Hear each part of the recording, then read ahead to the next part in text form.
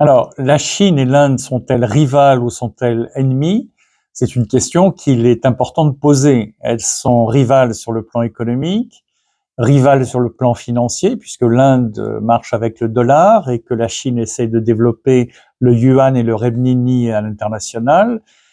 Sur le plan militaire, elles sont rivales puisqu'elles ont des conflits de frontières qui se soldent par des escarmouches régulières et puis parfois par des morts.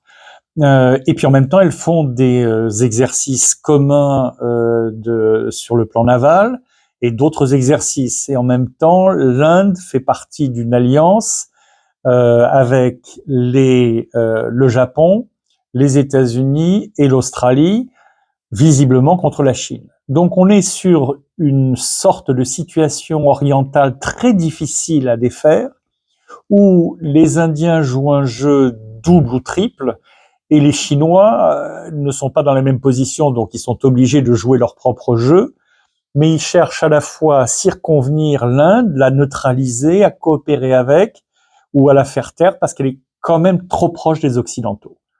Donc on est sur une situation qui est tendue, qui risque d'être de plus en plus tendue, et qui, avec la guerre en Europe, en Ukraine, entre l'Ukraine et la Russie, et l'Ukraine soutenue par les Occidentaux, l'Inde a une position ambiguë, voulant la paix, mais en même temps ne se mêlant pas trop de ce qui se passe.